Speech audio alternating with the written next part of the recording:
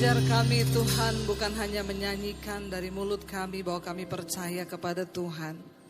Tapi ketika kami mengalami persoalan pencobaan hidup, biar iman kami tetap percaya kepada Tuhan. Berikan kami kekuatan Tuhan di tengah badai, di tengah zaman yang semakin tidak menentu. Ajar kami sungguh-sungguh percaya kepada Tuhan. Urapi setiap kami malam ini, urapi hamba-Mu yang tidak ada apa-apanya Tuhan. Berbicara bagi kami, sampaikan isi hati-Mu di dalam nama Yesus. Yang percaya Tuhan di tengah kita, memberkati kita, mari katakan bersama. Amin. Tepuk tangan buat Tuhan Yesus, saudara. Silakan duduk Bapak Ibu yang terkasih, Shalom. Bagaimana kabarnya hari ini? Luar biasa, karena kita punya Tuhan yang luar biasa. Iya, ketika kita menyanyikan pujian tadi itu rasanya enak ya. Dan ku tahu Kau sediakan menurut firman-Nya bagi kemuliaan-Nya. Ketika kita menyanyikan pujian, ketika kita mendengarkan firman, rasanya enak di dalam hadirat Tuhan. Ketika kita ada di tempat ini memuji Tuhan, rasanya yes, dekat sama Tuhan, masalah lupa. Tapi ketika kita pulang ke rumah, kita kembali berhadapan dengan yang namanya masalah, persoalan. Apakah kita tetap percaya? Apakah kita tetap berkata, Tuhan, aku percaya aku akan melihat janji-janji-Mu. Nah, malam hari ini saya beri tema firman Tuhan, belajar percaya. Karena percaya itu juga harus belajar. Tidak semudah kita ngomong percaya, saudara. Kita di gereja ngomong percaya, saudara percaya, amin. Tadi WL-nya bilang, kalau kita yakin Yesus di dalam kita, maka kita khawatir atau tidak? Semua teriak tidak. Waktu pulang khawatir enggak? Ya. Kalau Yesus ada dalam kita, kita takut atau tidak? Di gereja kita teriak tidak, tapi waktu pulang kita takut apa enggak? Ya, banyak orang takut, ya, karena iman di gereja sama di rumah itu beda. Nah, hari ini kita akan belajar bersama. Mari kita buka Injil Yohanes pasal yang ke-11. Ini ayat sudah sering kita dengar dan banyak cerita yang kita dapat, tapi malam ini saya berdoa kita mendapatkan sesuatu yang spesial dari Tuhan. Injil Yohanes pasal yang ke-11, judul perikopnya adalah Lazarus dibangkitkan. Ayat yang pertama kita baca, saudara.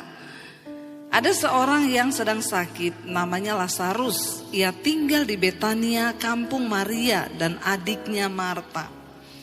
Maria ialah perempuan yang pernah meminyaki kaki Tuhan dengan minyak mur dan menyekanya dengan rambutnya. Kita semua tentu ingat kisah ini tentang seorang wanita yang memecahkan minyak yang sangat mahal untuk meminyaki kaki Yesus.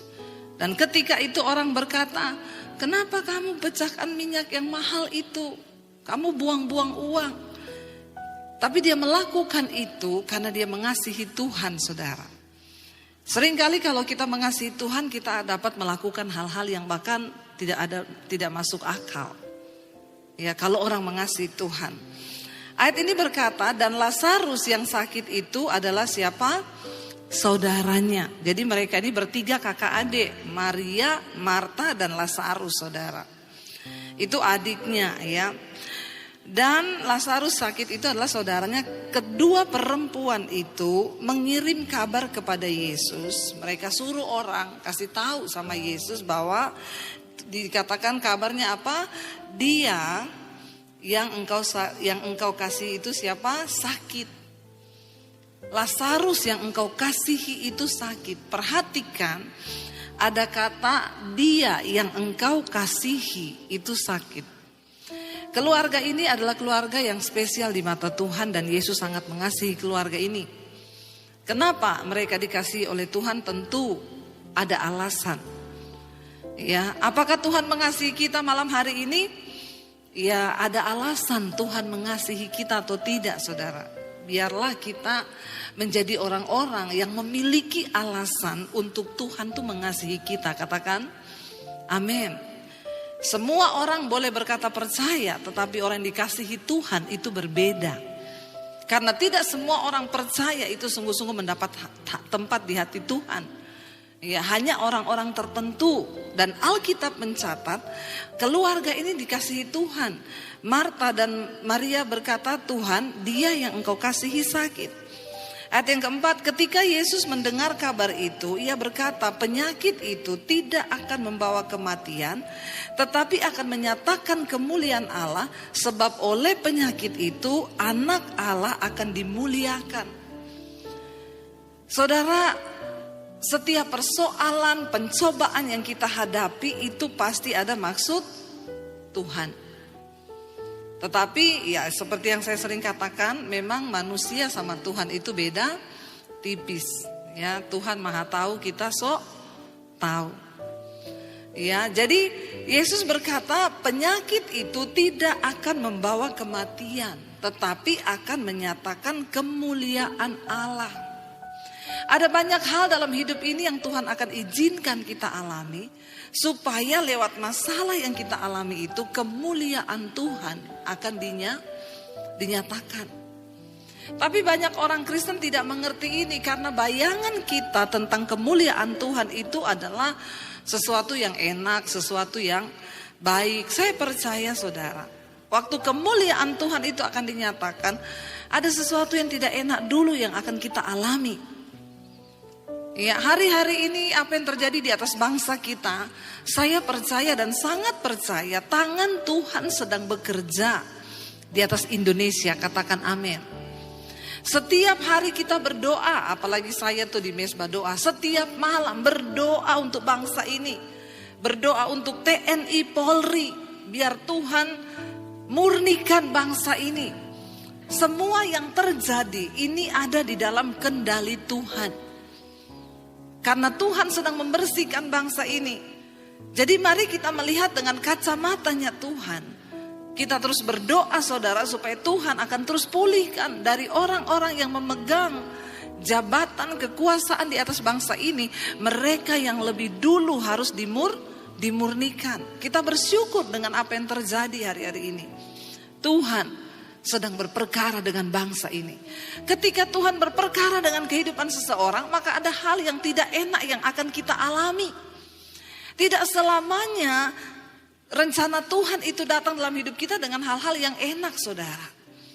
Ya, Tuhan berkata penyakit itu tidak akan membawa kematian, tetapi akan menyatakan kemuliaan Allah, sebab oleh penyakit itu anak Allah akan dimuliakan. Pernahkah kita terpikir bahwa persoalan yang kita hadapi hari-hari ini yang Tuhan izinkan kita alami, itu akan membawa kemuliaan Tuhan di dalam hidup kita, dalam keluarga kita. Saya pernah bersaksi di Mesbah Doa, saudara. Ada satu jemaat Mesbah Doa di Sulawesi. Mereka itu 11 tahun tidak punya keturunan. Semua keluarganya itu tidak seiman, saudara. Orang-orang yang di sekeliling mereka itu bukan orang Kristen, keluarganya juga bukan keluarga Kristen, tapi mereka nikah punya anak. Mereka berdua tuh berdoa, 1 tahun pertama ditunggu gak hamil, 2 tahun berdoa tidak hamil, 3 tahun mereka berdoa tidak hamil, tahun yang keempat berdoa tidak hamil juga, tahun yang kelima mungkin orang akan berkata nyerahlah. Tapi mereka tetap berdoa. Tahun yang ke-6 gak hamil juga. Tahun yang ke-7 disertai doa puasa. Dia bilang, Tuhan, aku berdoa meminta Tuhan, supaya namamu dimuliakan lewat hidup kami. Tapi dia tetap yakin dan percaya ini akan membawa kemuliaan Tuhan. Mereka setia melayani Tuhan. Tahun ke-7 tidak juga hamil. Semakin setia melayani Tuhan, semakin setia. Tahun yang ke-8 belum juga hamil, mereka tidak menolak Tuhan.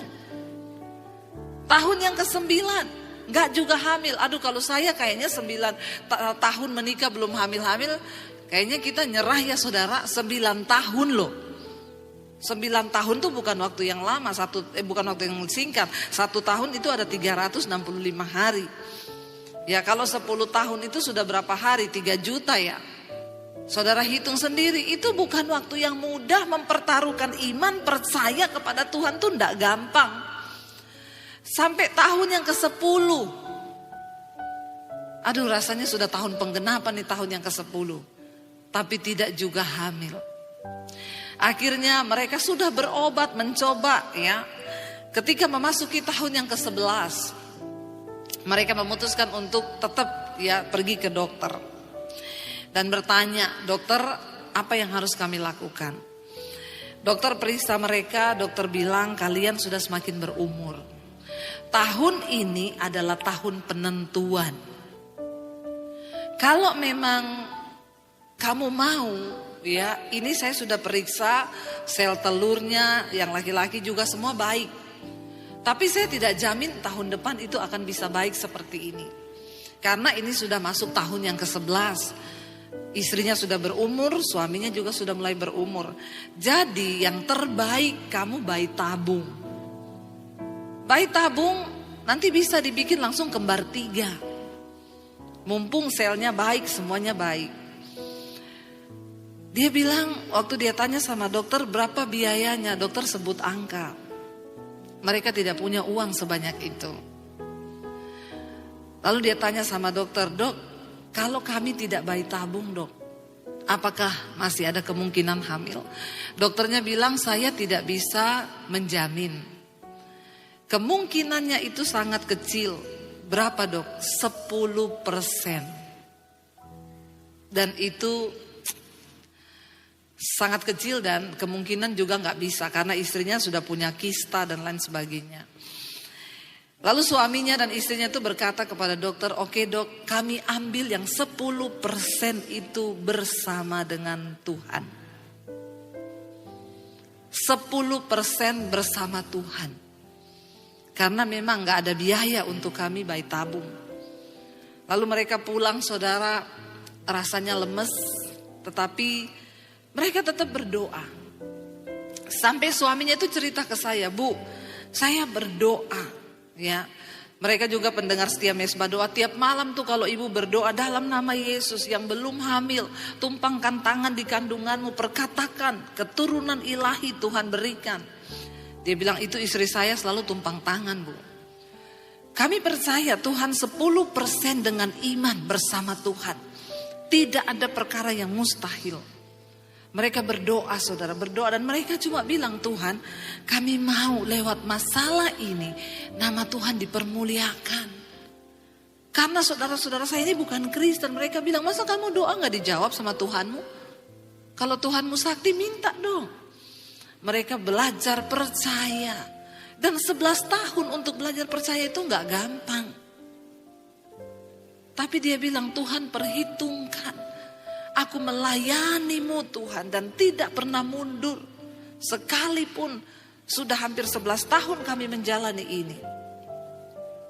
Dan akhirnya saudara, temannya juga satu orang gereja ngomong, dia sudah bayi tabung langsung dibikin kembar 3. Dia bilang gak usah tunggu lama. Uang itu kamu bisa cari. Tapi ini kesempatan, dokter bilang mumpung baik karena tahun depan belum tentu sel telurnya baik. Cariinlah uang ratusan juta. Yang penting langsung bikin kayak saya kembar 3, dia bilang. Mereka cuma bilang kalau Tuhan sang pemberi kehidupan mau memberi kehidupan, maka tidak ada perkara yang mustahil. Mereka imani, saudara. Tiba-tiba ada satu orang teman yang lama tidak pernah ketemu, telepon. Dia bilang gini, saya berdoa, saya dapat dari Tuhan. Tuhan bilang bulan depan kamu akan diberi keturunan. Mereka kaget, apa itu benar? Tapi mereka bilang kalau itu dari Tuhan pasti terjadi. Dan benar-benar saudara, bulan depan tanggal 1 persis, langsung mereka itu semangat beli alat tes. Karena kan udah dibilang tak bulan depan, masih tanggal 1. Ya, mereka pergi beli alat tes, dites negatif. Ya katanya bulan depan. Ya bulan depan kan bisa tanggal 2, tanggal 3, tanggal 4. Gak usah terlalu bersemangat kan. Akhirnya tapi 11 tahun penantian. Mereka tunggu, tiba-tiba pada hari yang keberapa istrinya pengen coba lagi. Mereka beli hasil tes dan dites saudara. Dan ternyata benar-benar positif hamil di tahun yang ke-11. Tepuk tangan buat Tuhan. Dan bukan cuma itu saudara. Hamilnya gak 1, 3. Kok gak wow ya? 3 saudara. Itu yang dokter ngomong, yang temennya ngomong. Kamu bayi tabung, kamu bisa atur. Kembar 3 pun langsung bisa jadi. Kalau secara normal itu kan tidak mungkin. Tapi bagi orang-orang yang mau belajar percaya, tidak ada perkara yang tidak mungkin bersama dengan Tuhan. Tapi di saat-saat penantian dan kita belajar percaya itu memang gak mudah. Amin saudara. Ketika Yesus disampaikan kabar bahwa Lazarus yang engkau kasihi itu sakit, Tuhan bilang penyakit itu tidak akan bawa kematian, tetapi akan menyatakan kemuliaan Allah. Sebab lewat penyakit itu anak Allah akan dimuliakan. Hari ini apapun persoalan yang engkau hadapi, katakan Tuhan, aku percaya lewat masalah yang aku hadapi, nama Tuhan akan dipermuliakan. Aku akan keluar sebagai seorang pemenang. Dan biar nama Tuhan dipermuliakan lewat hidupku. Kalau kita meminta sesuatu untuk kemuliaan nama Tuhan, tidak mungkin Tuhan tidak akan menggenapinya saudara. Dan di sini dikatakan, Yesus memang, ayat yang ke-5, Yesus memang mengasihi Maria dan Marta kakaknya dan Marta dan kakaknya dan Lazarus. Yesus memang mengasihi. Tuhan itu mengasihi mereka. Seringkali kita berpikir kalau Tuhan mengasihi kita, maka pasti Dia akan melakukan semua yang kita mau. Maria dan Marta berpikir kalau Yesus dengar Lazarus sakit, maka Yesus akan segera datang buru-buru menemui mereka untuk menyelamatkan mereka. Berapa banyak dari kita saudara yang berkata, orang konseling datang kepada saya, Bu saya ini sudah berdoa, saya sudah puasa Bu, saya sudah berseru memanggil nama Tuhan. Kita sudah mengatakan hal-hal yang menyatakan bahwa kita tuh mengasihi Tuhan. Tapi kenapa saya nggak lihat jawaban? Yesus memang mengasihi Marta dan kakaknya Maria dan Lazarus. Dia mengasihi loh saudara, bukan tidak mengasihi. Dan untuk Tuhan mengasihi seseorang itu pasti karena ada alasannya. Kenapa? Karena mereka ini keluarga yang mencintai Tuhan. Kalau Yesus datang, Maria mendengarkan pengajarannya, Marta menyiapkan semua yang Yesus membutuhkan, makan, minum dan semuanya. Karena itu dikatakan mereka ini dikasihi oleh Tuhan. Tetapi apakah kalau kita menjadi orang yang dikasihi Tuhan, lalu apa yang kita minta Tuhan segera menanggapi? Yesus diberitahu bahwa Lazarus sakit. Tapi ayat ini berkata Yesus memang mengasihi Marta dan kakaknya dan Lazarus. Ayat 6. Namun setelah didengarnya bahwa Lazarus sakit, ia apa? Ia sengaja tinggal 2 hari lagi di tempat di mana ia berada. Seringkali Tuhan itu sengaja. Mungkin hari ini engkau sedang berkata, doa saya belum dijawab Bu. Kenapa saya gak melihat jawaban? Mungkin Tuhan lagi sengaja. Ya, Tuhan lagi sengaja. Untuk apa Yesus sengaja tinggal 2 hari lagi? Kenapa dia sengaja tinggal 2 hari lagi? Itu tadi yang saya katakan, semua yang terjadi dalam hidup kita, Alkitab berkata Allah itu turut bekerja di dalam segala perkara dalam hidup kita untuk mendatangkan kebaikan bagi orang-orang yang sungguh-sungguh mengasihi Dia dan yang terpanggil masuk dalam rencana Tuhan. Karena itu pastikan kita mengasihi Tuhan dan pastikan hidup kita berada di dalam rencana Tuhan. Jangan engkau pernah hidup di luar rencana Tuhan saudara. Semua dalam hidup kita ini Tuhan punya rencana. Bilang Tuhan bawa aku masuk dalam rencanamu. Sehingga apapun yang terjadi, kalau kita ada di dalam rencana Tuhan, di dalam rule-nya Tuhan, maka kita akan melihat Tuhan turut bekerja mendatangkan kebaikan. Ayat ini berkata hanya bagi orang-orang yang mengasihi Tuhan dan yang ada di dalam rencana Tuhan. Mungkin engkau bertanya, bagaimana Bu saya bisa mengerti rencana Tuhan? Mudah saudara, mulai hari ini hiduplah di dalam kebenaran, lakukan firman.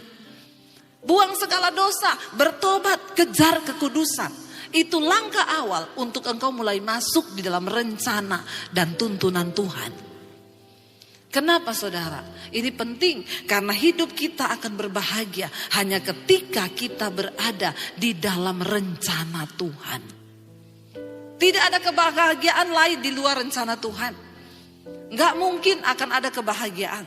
Kita hanya akan berbahagia ketika kita berada di dalam rencana Tuhan. Pastikan apakah bisnismu ada dalam rencana Tuhan. Pastikan apakah studimu ada dalam rencana Tuhan. Pastikan apakah pacarmu hari ini itu ada dalam rencana Tuhan. Kalau enggak saudara, hentikan dan tinggalkan. Sebab engkau tidak akan mungkin bisa berbahagia. Yesus sengaja tinggal 2 hari lebih lama ketika dia mendengar bahwa Lazarus sakit. Ia sengaja. Kenapa doamu belum dijawab hari ini? Mungkin Yesus lagi sengaja. Yesus sengaja membiarkan engkau mengalami sedikit masalah dalam hidupmu. Tujuannya apa saudara? Ayat ini berkata begini. Tetapi sesudah itu ia berkata kepada murid-muridnya, mari kita kembali ke Yudea. Murid-murid itu berkata kepadanya, Rabi, baru-baru ini orang Yahudi mencoba melempari engkau. Masih maukah engkau kembali ke sana? Jawab Yesus, bukankah ada 12 jam dalam satu hari? Siapa yang berjalan pada siang hari kakinya tidak terantuk karena ia melihat terang dunia. Tetapi jikalau seorang berjalan pada malam hari kakinya terantuk karena terang itu tidak ada dalam dirinya. Artinya apa? Yesus berkata, selama engkau ada dalam terang gak usah takut. Karena murid-murid mencoba mencegah Yesus dan berkata, kemarin kita di sana orang mau lempar kita sama batu loh. Kamu masih mau balik ke sana? Yesus bilang, selama engkau di dalam terang, engkau berjalan dalam terang, gak perlu takut. Kakimu tidak akan terantuk batu. Pastikan hidup kita itu berada di dalam kebenaran. Supaya apapun yang kita alami saudara, itu tidak akan mendatangkan celaka, tetapi mendatangkan kemuliaan Tuhan lewat hidup kita. Kenapa banyak orang tidak mengalami kemuliaan Tuhan saudara? Karena dia berjalan di luar rencana Tuhan. Ini yang selalu saya tekankan kepada orang Kristen. Apa goalnya kita menjadi Kristen? Supaya kita mengerti rencana Tuhan di dalam hidup kita. Kita hidup untuk menggenapi rencana Tuhan. Bagaimana mungkin kita bisa berbahagia kalau hidup kita berada di luar rencana Tuhan? Itu gak mungkin. Tapi selama kita berjalan di dalam rencana Tuhan, lah itulah kebahagiaan di hidup kita. Lalu saudara Yesus berkata kepada mereka, ya demikianlah perkataannya, dia bilang begini, demikian perkataannya. Dan sesudah itu ia berkata kepada mereka, Lazarus saudara kita telah tertidur, tetapi aku pergi ke sana untuk membangunkan dia dari tidurnya. Maka kata murid-murid itu kepadanya, Tuhan, jikalau ia tertidur, ia akan sembuh. Jadi ngapain kita pergi ke sana? Kan dia cuma tidur. Maka dia pasti akan sembuh. Dan ayat ini berkata, tetapi maksud Yesus ialah tertidur dalam arti mati. Jadi di hadapan Tuhan mati itu hanya tertidur. Gak usah takut dengan kematian, amin. Siapa yang sudah siap mati? Mati itu cuma tidur. Saya mau berdoa supaya kita sebagai orang Kristen tidak ada lagi yang takut mati. Karena firman Tuhan berkata, mati itu adalah sebuah keuntungan di dalam Yesus. Ini serius saudara. Yesus bilang, dia berkata maksud Yesus ialah tertidur dalam arti mati. Sedangkan sangka mereka, Yesus berkata tentang tertidur dalam arti biasa. Lalu saudara dikatakan karena itu Yesus berkata dengan terus terang, Lazarus sudah mati. Yesus ngomong akhirnya dengan terus terang, Lazarus itu sudah mati. Tetapi ini yang nyeleneh saudara, kalau saya bilang ya Yesus itu agak aneh ya mungkin di mata murid-muridnya. Habis dia bilang Lazarus sudah mati, tetapi dia bilang apa di sana? Tetapi syukurlah aku tidak hadir pada waktu itu. Saya bisa membayangkan kalau ada seorang jemaat, keluarganya sakit, lalu dia telepon pendeta. Nggak ketemu sama pendeta itu, ditelepon nggak diangkat-angkat, di WA nggak dibalas, nggak ketemu. Singkat cerita, keluarganya itu mati. Lalu pendetanya ngomong gini, sudah mati ya keluarganya, untung saya nggak ada di situ hari itu. Kira-kira saudara, kalau orang mendengar seperti itu, marah nggak? Ya, pasti. Ini apa sih, saya aja saudara yang WA itu saya nggak bales kan.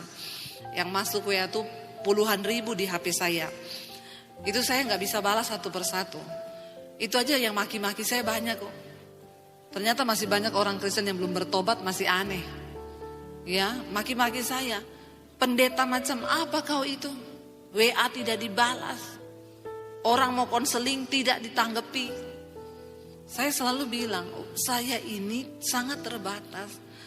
Kenapa saya selalu berkata cari Tuhan secara pribadi, jangan andalkan manusia. Ini Marta nggak datang sama manusia, datang sama Yesus loh. Ketika mereka menyampaikan masalah mereka bahwa Lazarus saudara mereka sakit, Yesus nggak segera datang dan menolong, tapi dia sengaja tinggal 2 hari, malah saudaranya mati. Udah mati dia bilang lagi, untung saya nggak ada di situ waktu itu. Mungkin murid-murid berpendapat nih Tuhan macam apa ya? Kok omongannya begini? Kok kayaknya dia senang Lazarus mati, bahkan ngomong untung, syukurlah. Kalau kita telah baik-baik kata-kata ini, tapi syukurlah aku tidak hadir pada waktu itu. Kita bayangkan Marta dan Maria itu khawatirnya, cemasnya, waktu lihat keadaan saudaranya sudah sekarat. Mereka pasti dalam hatinya ini, Tuhan gimana sih? Kami yang sudah mengasihi dia. Aku yang sudah meminyaki kakinya dan menyekatnya dengan rambutku. Kami yang menaruh harapan kepadanya. Di depan mata kami melihat dia bikin mujizat. Orang disakit disembuhkan, yang lumpuh berjalan, yang buta melihat. Tetapi kenapa saat kami membutuhkan Tuhan dia gak ada?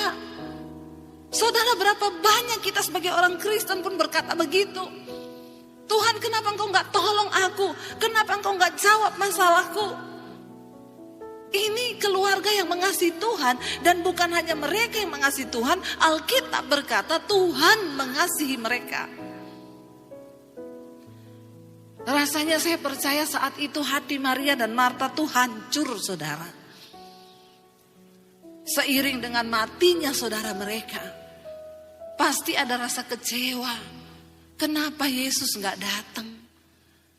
Dia adalah orang yang kami kasihi. Dan dia juga katanya mengasihi kami, tapi kenapa dia nggak datang? Mereka sudah menaruh harapan yang besar kepada Yesus pada waktu itu.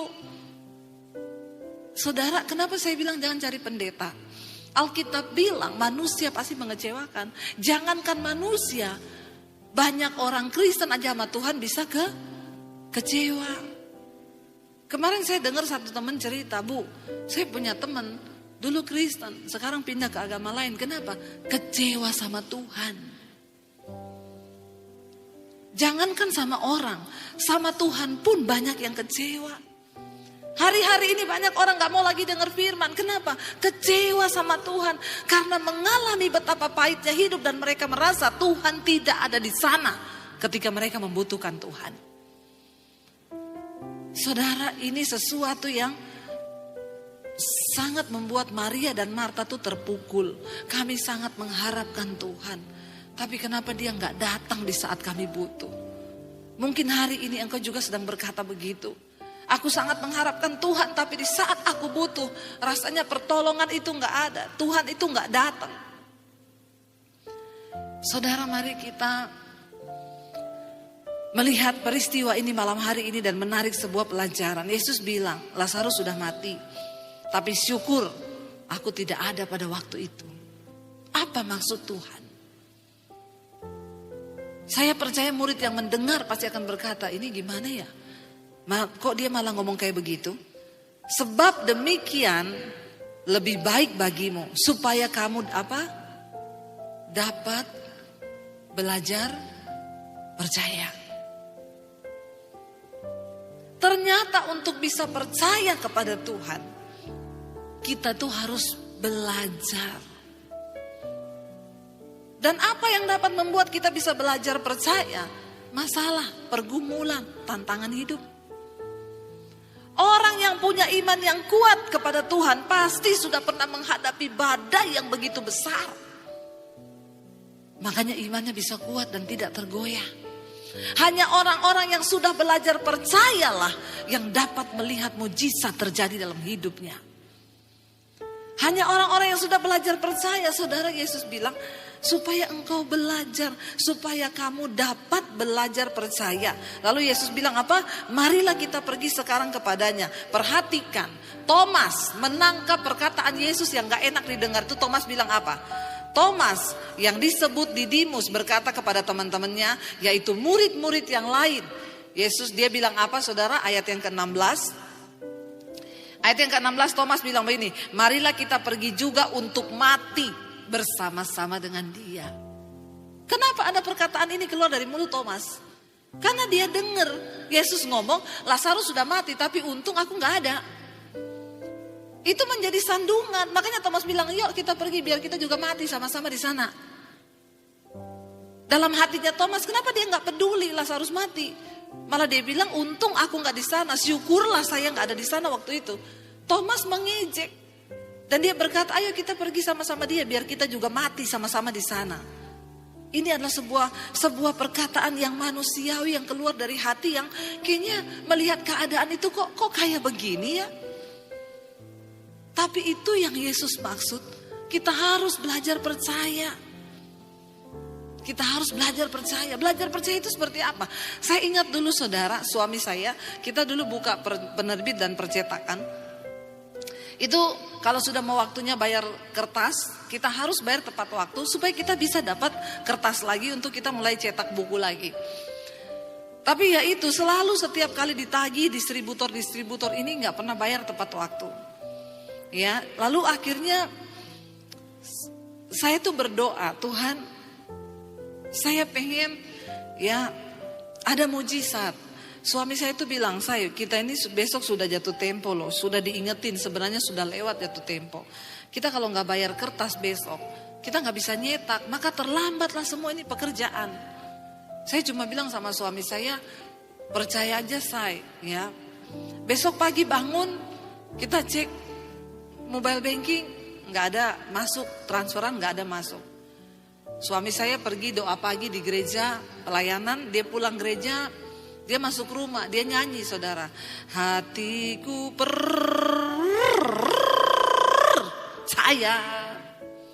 Panjang saudara. Nyanyi lagi, hatiku percaya. Saya bilang, kenapa nyanyinya panjang begitu? Ini lagi belajar percaya. Katanya mujizat itu ada. Secara logika aku sudah tidak percaya. Tapi dengan iman aku harus tetap belajar percaya.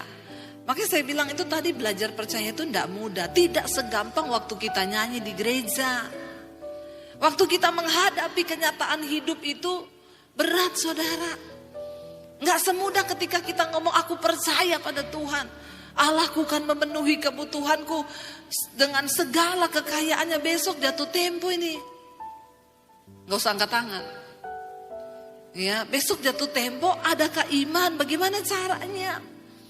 Sementara firman Tuhan berkata begini-begini, untuk bisa memiliki iman yang teguh, yang benar-benar menghasilkan mujizat, itu ada tahapnya, ada prosesnya, yang namanya proses belajar. Belajar percaya. Lalu saya bilang sama suami saya gini, kamu percaya ya tidak ada yang mustahil bagi Tuhan. Ini nanti siang saya bilang, nanti siang, ini kamu mau apa? Dia bilang, ini saya nanti siang mau lihat anak-anak musik latihan di gereja. Karena dia waktu itu juga koordinator musik di satu gereja. Ya udah, kamu pergi lihat anak-anak latihan. Nanti kalau kamu pulang, kamu mampir di ATM. Itu pasti uangnya udah ada. Terus dia tanya saya, kamu telepon distributor siapa? Ada yang janji? Nggak ada yang janji. Saya sudah telepon semua, nggak ada yang bisa bayar hari ini. Terus kenapa kamu yakin ngomong begitu? Ya kan belajar percaya kita. Beneran, yakin ada. Kan belajar percaya, nyanyi lagi di hatiku percaya. Akhirnya dia pergi, saudara. Baru pergi nih berapa menit, nelpon saya, aku udah mampir di ATM, nggak ada uang masuk. Terus saya bilang, kan tadi saya bilang habis latihan musik di gereja, pulang baru lihat. Ini kamu sudah latihan belum? Baru mau berangkat, iseng, bener nggak ada transferan. Loh itu loh manusia, orang udah dibilang nanti. Akhirnya dia bilang, ya udah ini saya latihan dulu ya. Emang bener nggak ada distributor yang telepon kamu janji transfer siang ini? Nggak ada. Terus kenapa kamu percaya banget? Ya aku percaya, kan aku berdoa minta sama Tuhan supaya kamu juga belajar percaya. Karena laki-laki itu untuk belajar percaya itu susah. Makanya survei membuktikan yang paling banyak kena stroke itu laki-laki. Kenapa saudara? Karena laki-laki itu ukuran otaknya lebih kecil daripada perempuan, tetapi memorinya full. Semua dipikir, dia gak mau pakai iman, dia pakai pikiran. Kalau rasionya berkata gak mungkin, ya gak mungkin. Kalau kamu gak telepon distributor, ya gak mungkin ada yang transfer. Dia semua udah bilang gak kan? Saya bilang, tapi kan Tuhan sanggup menjamah hati distributor. Siapa aja di mana tiba-tiba dia ingat transfer gitu. Ya mudah-mudahan aja. Kadang-kadang yang lebih beriman tuh perempuan. Karena perempuan tuh lebih pakai feeling, perasaan. Jadi untuk beriman kepada Tuhan tuh lebih cepat. Lalu dia pergi, saudara. Ya udah, saya latihan dulu lihat anak-anak di gereja ya. Berarti nanti pulang ya. Saya bilang iya. Dia pergi, saudara. Apa yang saya lakukan? Saya masuk di kamar, saya berdoa. Saya bilang, Tuhan, tunjukkan Tuhan mujizatmu supaya suami saya ini juga belajar percaya. Karena tidak mudah Tuhan, tapi aku berdoa dalam nama Yesus, nyatakan kemuliaan-Mu Tuhan. Dan jangan permalukan saya Tuhan, yang udah ngomong sama dia nanti habis latihan dari gereja ada transferan. Saya nangis saudara sama Tuhan. Padahal saya kalau depan suami, saya bisa dari malam itu saya sudah kuatkan hatinya. Percaya saya besok pasti ada mujizat. Apa iya toh? Ya udah pokoknya tidur dulu malam ini, nggak usah dipikir. Dia tidur, saya nangis berlutut di kaki Tuhan. Lalu akhirnya saudara saya sudah deg-degan ya tunggu selesai dia dari gereja. Tuhan, ya dalam nama Yesus, aku mau belajar percaya kepada Tuhan, nyatakan. Tiba-tiba telepon saya bunyi. Aduh suami saya ini pasti dia sudah mampir di ATM. Ya. Terus dia bilang, terus saya jawab, gimana? Kamu telepon distributor siapa? Saya enggak telepon. Kemarin itu semua distributor sudah ngomong mereka enggak ada yang bisa transfer. Karena masih ketahan juga uangnya. Beneran? Kamu di mana sekarang? Saya tanya. Di ATM. Terus gimana? Ada duitnya. Loh saudara. Ya. Aduh saya itu Tuhan. Saya nangis saudara. Saya nangis. Yang namanya belajar percaya itu tidak mudah. Di saat kita ini mengalami hal-hal. Tapi disitulah iman dipertaruhkan. Apakah kita lari pinjam orang. Atau ke penggadean. Menyelesaikan masalah tanpa masalah. Padahal nambah masalah. Atau kita mau beriman percaya pada Tuhan. Yesus berkata, sampai Lazarus mati loh. Aku melakukan itu. Kenapa aku tinggal lebih lama 2 hari? Kenapa aku biarkan sampai Lazarus mati? Supaya kamu belajar percaya. Dan kita harus percaya bahwa rencana Tuhan dalam hidup kita itu tidak ada yang gagal. Tapi Tuhan tuh melihat iman kita. Waktu kita ngomong percaya itu tidak semudah ketika kita mengalaminya dalam hidup kita. Tapi tetapkan hati kita saudara untuk tetap percaya. Tuhan mau sesulit apapun, aku percaya firman-Mu itu gak pernah gagal. Bahkan sekalipun mungkin kami belum melihat, tapi kami mau tetap percaya. Saya minta suami saya untuk main piano. Saudara, mari kita sungguh-sungguh beriman kepada Tuhan. Yesus bilang, untung aku gak ada di sana pada waktu itu, supaya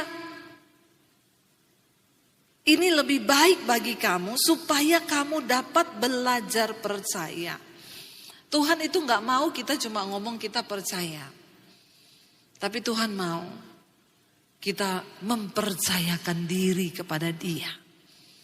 Karena orang yang hanya percaya, itu berbeda dengan mempercayakan dirimu kepada Tuhan. Ketika kita berkata kita mempercayakan diri kita kepada Tuhan, itu artinya kita percaya bahwa Tuhan sanggup melakukan segala perkara dalam hidup kita. Saudara, percayalah, tidak ada yang terlalu sulit bagi Tuhan. Tidak ada yang terlalu sukar. Bahkan ketika Yesus sampai di tempat itu, semua berkata, sudah terlambat. Dia sudah dikuburkan. Maria dan Marta bilang, kenapa engkau baru datang? Betapa teganya engkau Tuhan. Ketika semua sudah terlambat, Lazarus sudah mati. Bahkan dia sudah dikubur 4 hari dan sudah berbau busuk. Kenapa engkau baru datang? Saudara, seringkali dalam hidupku ini kita pun merasa Tuhan terlambat. Tapi dengar baik, hari ini saya mau bilang, tidak ada yang terlambat bagi Tuhan.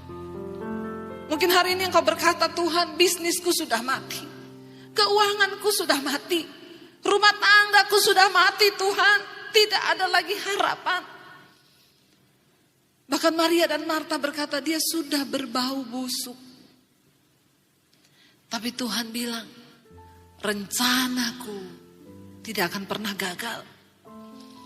Waktu kita mau belajar percaya, maka rencana Tuhan atas hidup kita tidak pernah gagal. Percayalah saudara, Dia Tuhan yang sanggup melakukan jauh lebih besar dari apa yang kita doakan dan harapkan. Kita punya Tuhan yang hidup. Dia Tuhan yang menciptakan semesta. Dia yang mengatur segala yang ada di dunia ini. Apakah Dia tidak sanggup memulihkan hidupmu? Apa Dia nggak sanggup untuk menjawab setiap doa dan keluhanmu?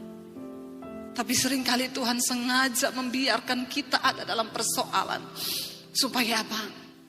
Supaya engkau belajar percaya. Biar hari ini kita mau bilang, Tuhan, kami mau belajar percaya. Bahkan walaupun kami belum melihat semua rencana-Mu Tuhan, tapi kami mau belajar tetap percaya kepada Tuhan. Mari kita bangkit berdiri bersama saudara. Katakan pujian ini bersama.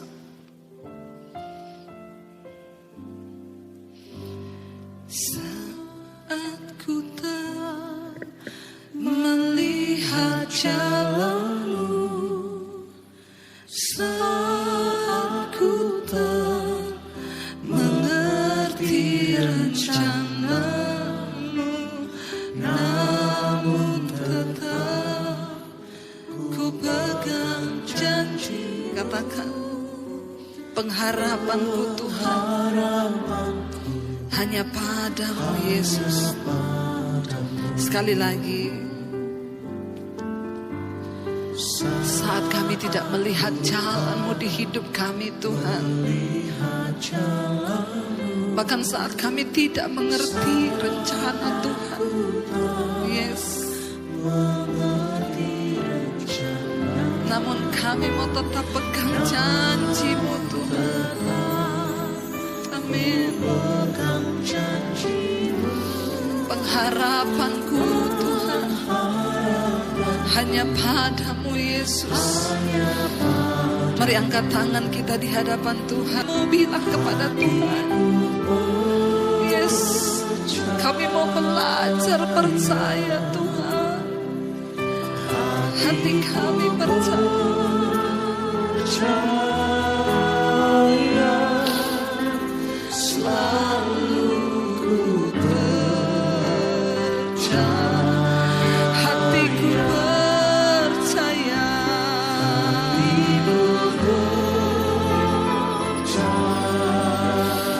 Kami mau belajar percaya pada rencana-Mu Tuhan.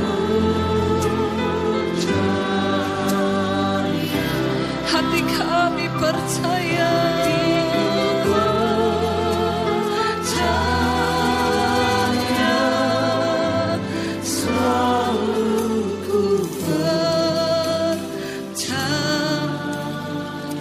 Biar musik saja.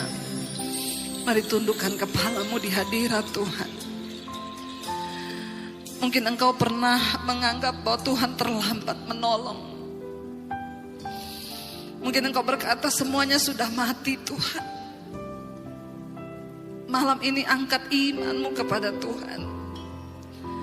Katakan apapun keadaan kami. Kami tidak akan pernah melepaskan kepercayaan kami kepadamu Tuhan. Ampuni kalau kami pernah kecewa. Ampuni kalau kami mungkin pernah marah kepada Tuhan. Ampuni kami Tuhan, tapi malam ini kami mau belajar percaya kepada Tuhan.